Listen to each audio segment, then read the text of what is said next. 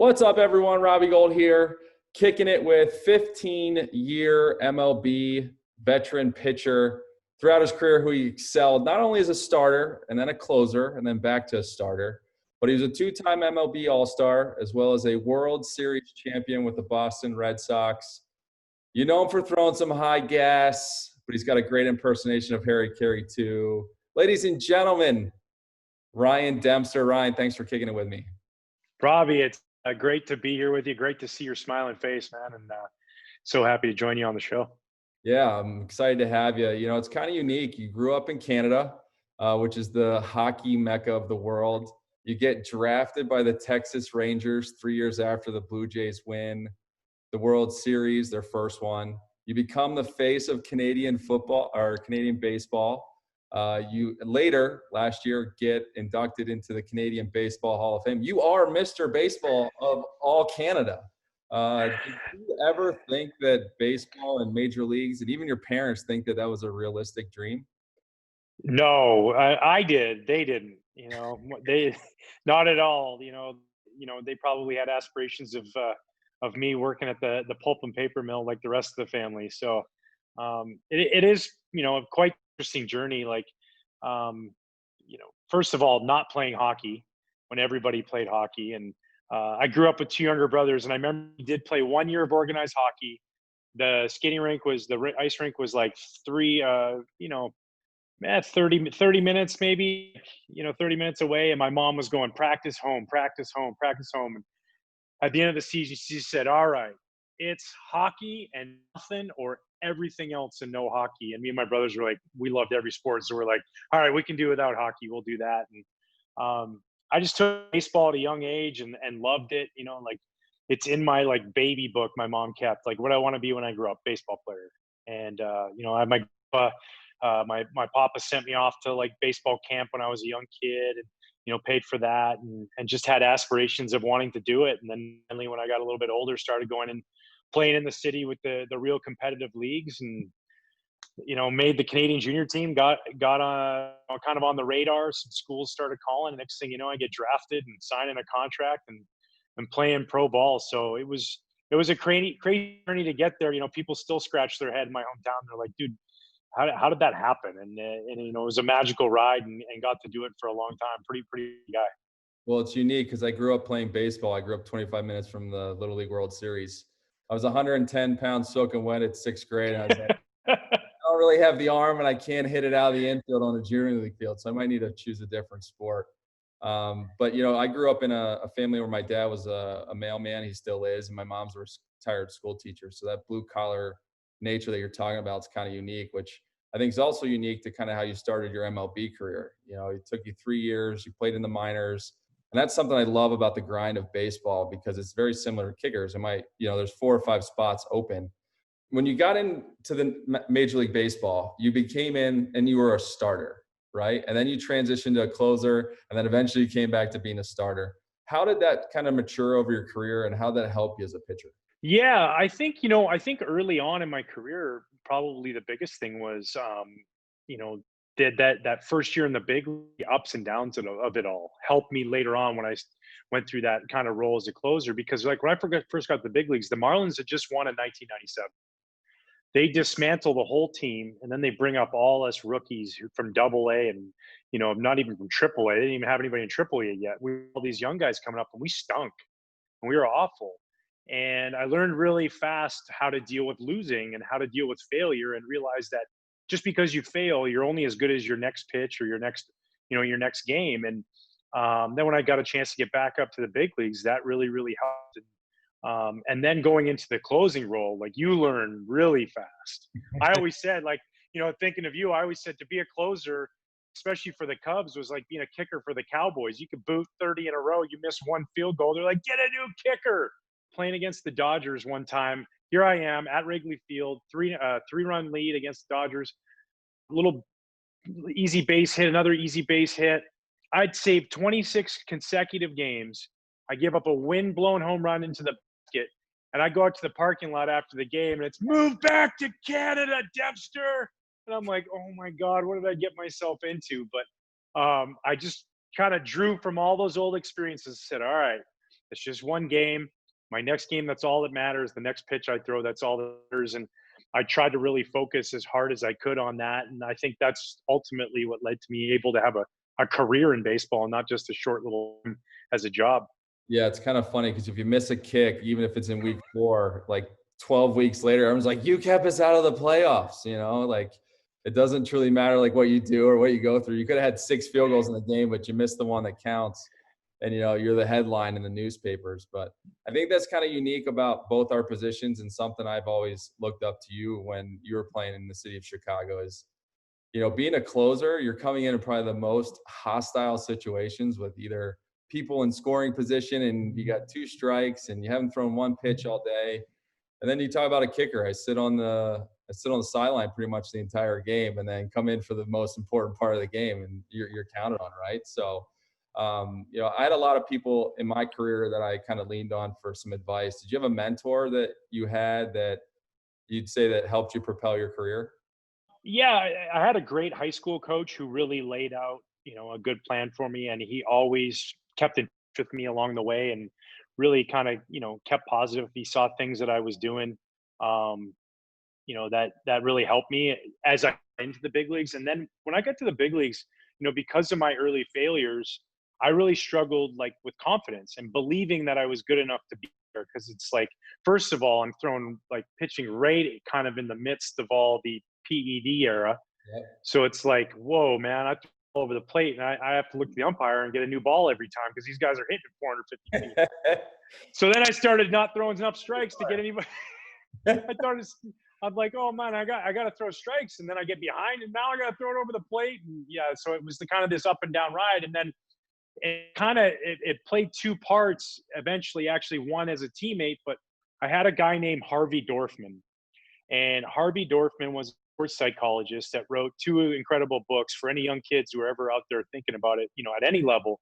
It was called The Mental Game of Baseball and the ABCs of Pitch. And he had a big reputation working with guys like Maddox and Kevin Brown, and even some of the other pitchers with the Braves, and worked with all these other clients. Scott Boras had hired him to work with them, and he worked with us with the Marlins, and he was incredible about that next mentality. What's behind us is behind us. It's done. We can't change it. As much as we want to be Marty McFly and go back in the DeLorean, we can't do that. So it's like pushing forward. And he always preached Maddox, and he told me all these stories. Well, then I get to the Cubs in 2004. Who's my teammate? Greg Maddox. And I'm like, I'm hurt. I'm coming off Tommy John. I'm not playing. They signed me, to rehab and then eventually play. And I'm like, oh, I'm going to sit next to this guy and get a thesis in pitching. And I Absolutely. did. And he was incredible, man. He was such a good teacher and taught me so many things along the way. My career started out, I was 3 for 6. I'd been waiting to get in the National Football League. I was nervous, like, hey, I got to make every kick because that's the only way I'm going to hold down this gig. And the Bears truly only probably cared at the time. They're like, hey, can you make extra points because we're going to bring our other guy back. But I always remember Patrick Manley when I got to the sideline being like, Robbie, listen, at the end of the day, just start a new streak. And then I started getting on like this, make it one kick at a time, just like you probably did one pitch at a time. And for me, what was unique is I take that mentality now, and that's really kind of helped my career because I don't take a miss as bad as I take a make, if that makes sense. In football, kicking a field goal is like riding a bike. I've done it a million times. I've thrown out the pitch for the first Cubs a bunch of times, and I'll never forget the first time. I'm like, don't airmail it. Don't just lob it in there. Like, don't bounce it in. Like, I have all these thoughts other than throw as fast as you can. And I'll never forget, like, I'm getting ready to release the first one, and here it is. And I'm like, oh my God, that's going to go over the catcher. But thankfully, he was able to stand up. I kept it low enough. I have no idea how you do that for 90 to 100 pitches on any given day in Wrigley. Yeah, I would tell you, man, it is, it is nerve wracking. It is nerve wracking when you got to make that big pitch and, your arms hanging. And like, I had games early on in my career where I'm like, okay, oh man, I gotta call timeout and get the coach out here. I don't know where it's going, And I actually had a game. I remember I was in Atlanta, and I struggled. It was my last start of the year. I was battling through some shoulder tendonitis, and I wasn't getting hit, walking everybody. Like from the start of the game, it was just walk, walk, walk. And I was a guy that like didn't want you to take the ball away. Like you could get off my mound, stay away from me. I don't want mound visits from the pitching coach or anything. And here comes my manager, right? And he's kind of feeling it because like he knows my personality. It's the first inning, and he's getting ready to yank me. And he looks at me and he's like, kind of like puts his hand up for the ball. And I just look, I said, "What took you so long?" It's the only time in my career I ever said that. I was like, "Why'd you wait so long? I'm embarrassing myself out here. You gotta hurry up and get the ball." So there's moments for sure where I felt exactly like you felt on that first pitch, where I'm just flipping a coin. This is either going to be a ball or a striker. I'm hoping it doesn't hit somebody. What's the walk back after the coach takes the ball from you? Well, twofold. You got the dig me walk because you just pitched really well in the crowd, and yeah, that's a good one. You got the smile, the tip of the cap. That's the one you're hoping for when you wake up that morning. But then there's like that one where it's just like you do for a moment. We just talked earlier about living forward and pushing forward. It's so hard. You're just living backwards. I wish I would have thrown a different. I wish I would have thrown in a different spot. Why didn't I take a deep breath? All this kind of emotions comes in. And it's like, man, can we just reverse real quick? And I get that back. And then as a starting pitcher, and for you, it's the same thing as a kicker. You got to wait another week to kick a big field goal. For me as a closer, I could always the next day get out there and fix all those problems. As a starting pitcher, I'm like, I have to wait 5 days to do this again. Sucks. Yeah. This is the worst, So that walk back when you've left losing the game is not fun. Sounds very similar to kicking a game winner at home or on the road. Or at least if you miss it at home, you stink, get out of here, Gould. Cut the guy. You just made 17 in a row, but they want to get rid of when it counts. Growing up, you were a big fan of Johnny Carson, and obviously you now are into hosting your own show. Tell me, did you always have aspirations of being a talk show host, or is this something that you kind of learned throughout your playing days? Yeah, I think a little bit of both, and not so much being a talk show host. I just always had, I was always that guy, man, the entertainer. Bus ride gets in somewhere at like 2 a.m, and I'm grabbing the microphone and playing tour guide, or I'm asking questions to the guys. Half the guys are trying to slip, and I'm telling them where they can get their local sandwiches and all kinds of stuff like that. So it was always something that I enjoyed. The joke when it's kind of coming up is if you couldn't find me, just try and find a camera. I was photobombing before photobombing was cool. So and then my love of Johnny Carson, I just loved how when he would have these guests on, that he had the ability to bring out another side of him that you didn't see. Him and Burt Reynolds all the time went at each other on this Tonight Show, pouring whipped cream down each other's shirts and pants. And he just had this great camaraderie. And I always felt that came from relationships beforehand. And then, he's showing somebody that we put on this pedestal in a little bit different light. And that's what I really, really loved about it. And, to be able to do that now with other baseball players, celebrities, other athletes, and show their love of other areas, because at the end of the day, our sport we play is a small part of our life. Time wise, it's a big part of who people perceive us to be. But the truth is that what we do is great, but who we are is even more important. And so I just love it. And I love smiling and laughing and joking, and glad I'm able to do this now and show that side of these great athletes. So the Off the Mound with Ryan Dempster is on the Marquee Network. Tell us a little bit about how the show's come to be, and why you're continuing to do this show on a much larger scale. Yeah, so we started it. The Cubs have a big convention every year. It's one of the largest in the country for any sports franchise. It started a long time ago, and talking with my good friend Max Berman, who works over at the Cubs. Max was like, "Hey, would you be interested in doing your idea of the talk show Cubs convention?" And I said, "Absolutely." And so we kind of put it together and did it in front of the live studio audience by 2,500 people at the Sheraton Hotel, and it went really well. And we were like, "Oh, this is cool." And so we did it again the next year, and then had ideas of implementing a band, kind of like Jimmy Fallon has his roots, and John Batiste with Colbert. And I'm like, okay, this is a fun little element. And I think I can sing. I can't at all, but I think I can. You're not alone. Exactly. Karaoke. That's where I live, in that singing world. Absolutely. So we just started doing it, and then we found some possibilities for some other things. Once we kind of had the Friday night at the Cubs convention, we turned it into Off the Mound, and we thought, hey, what a great idea! We could do this and raise some money for some charities. So we did our first charity event at the Vic Theater a couple of years ago. And we had great guests, Kerry Wood, Ozzie Guillen, John Casey, and Anthony Rizzo. And, we were able to raise, close to $75,000 for CPS Score, which is an after school sports program in Chicago for public schools. And it was just great. And then, the response, so many people came up to me afterwards laughing and saying, I didn't know, Kerry Wood was that funny, or who was Sean Casey? I didn't even know about this guy, and I almost peed my pants laughing. So it just became an event that we loved, and we said, all right, let's do it again. And then we went for the Special Olympics, which was huge, Special Olympics Illinois last year. And then we kind of had these aspirations. All right, let's go. And Marquee Network was so great to sign me on and say, let's stick with it. And unfortunately, right now we can't do the live shows, but we're doing the ones just like this. And have the opening monologue. We have the band, singing the playing instruments and all that kind of stuff, and using little videos that I film and stuff like that to produce a little show. And hopefully we'll get back to some live shows again where we can raise some money. And it's a part of not only mine, the band, everybody involved's kind of idea too, is that we can have fun, laugh, raise some money for some great causes, and this other side of the players that, just like you said, maybe if they have the failure out on there, out in the field, that we can just give them a little bit of slack, because we realize that they're beings too. They laugh, cry, smile, and fart just like all of us, No doubt. And it's funny, if you ever need a lip syncer, I'm your guy. I'll stand behind that mic, Perfect. and I will jam out with a two-step in a heartbeat.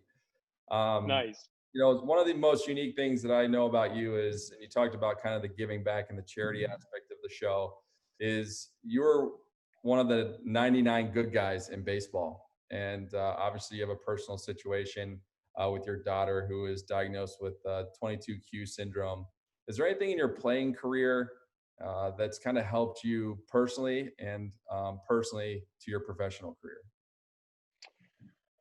Yeah, I think just probably like in my playing career, just being able to handle adversity, and realizing that here's the situation. This is what we're given, right? Like, we all want to pitch with nobody on and throw a complete game every day, but it's not going to happen. And sometimes the bases are going to be loaded, and you got to face Barry Bonds, or that's just how it is. And I look to a moment. Just speaking of that, it was 2000 in Cincinnati.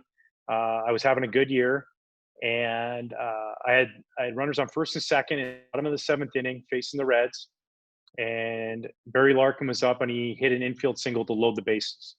Now, I got like 115 pitches or something at the time, and I looked down the bullpen, and nobody's warming up. Unheard of today, right? Like, that just doesn't happen today. Warming up in the third or fourth inning nowadays. Yeah, and you know who was on deck? Ken Griffey Jr. So, like, not even Vic Derensberg, our left-hand specialist, is up, and I'm like, okay, this is mine.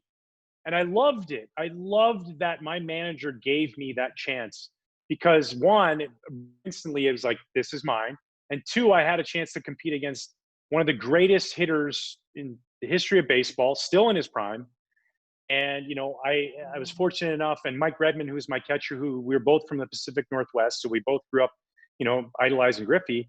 And he came to the mound, and he said to me, I remember it clear as day, he said, this is what we've been waiting our whole lives for. We've dreamt of this.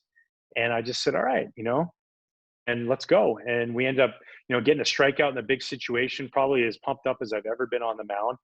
And it just made me realize that no matter the situation in baseball, that I can get through it. And then that translated later on into life. And with Riley being born with the 22q deletion syndrome, and realizing that, you got this terrible thing going on, and you got to try and battle through it. And we had a great support system. The people in Chicago were amazing to work with, the foundation that they did. And then I just started to watch her, and I just drew inspiration from her, because she didn't know any different. She's tougher than I ever was. She's tougher than her brother and sisters. She's just, so resilient. And then it just made me realize that, things are thrown at you in life, things you don't want to happen. But you always just have to try and take the positive and move forward. And if you do that, at the end of the day, you're going to be in a better position. Would you say that situation was the biggest adversity you've ever faced personally? Yeah, I just think the dynamic of it all, right? It's a lot of stress. We had a son who's older and healthy, right? And so then the attention that it takes off of him, and all the times in the hospital trips, the unknown things. Riley's mom having to go through that, me having to go through that. That's a lot on family. And, but it definitely makes you stronger if you allow it to do that, to find a way to, you know, make you better in the future. And it definitely goes with its ups and downs. But, when I look at moments now, and it's like, I'm probably, sometimes I feel like a bad, like one of my kids will fall off a bike or something. And I'll be like, you're all right, get up, you're fine.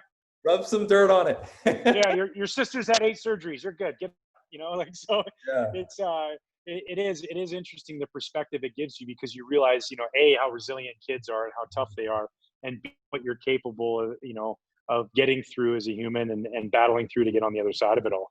Yeah, it's funny, my kids, we always tell them they can't get a Band-Aid unless they have blood. And if they rub some dirt on it, get tough, and we go about our business, right? So I think, obviously as a parent, you're like the ultimate guardian, right? In the beginning, when my first son, he would fall over or something, I'm like, oh my God, we got to take him to the hospital, right? And then as it goes on, you're like, okay, you're fine. Just rub some dirt on it. No big deal. Yep. You know, give some advice to your younger self. You're in your kid's shoes. What advice would you give to your younger self? Wow. I would probably say, keep my mouth closed a little bit more and my ears open a little bit more. I think, I love, to talk and have conversation and do those things. But I think as a younger player, I thought probably I had a little bit more knowledge of the answers than I really did. And, if I maybe just would have listened a little bit more, I'm happy with my career. I got a chance to win a World Series. I got a chance to be on some great teams, do some great things individually. But I feel like I could have done more things if I just, as Jim Leland once put it in the locker room in Houston, just, shut my mouth and listen, I would have been a bit better off. So, but it was great advice at the time. I just wish I would have known it a little bit earlier. Yeah, but I think every athlete goes through that. I mean, shoot, I'm in year 15 going into 16, and I'm still trying to learn that. There's no doubt about it. But I just want to say thanks. I appreciate you coming on the show and kicking it with me. I think your story about your family, I think your career has been incredible. What you're doing with the show off the mound is awesome. I mean, I think for me as an athlete, you've thought about what life after baseball looked like, and you set yourself up for that. And it's very admirable, because a lot of guys in our positions don't do that, right? So thanks for being a mentor to me, and thanks for coming on the show, and I appreciate you kicking it with me. Absolutely. Anytime. It was great catching up with you, and good luck with everything. I know you're going to do great at it. And so happy to join you here, kicking it with Robbie. Awesome. Thanks, buddy.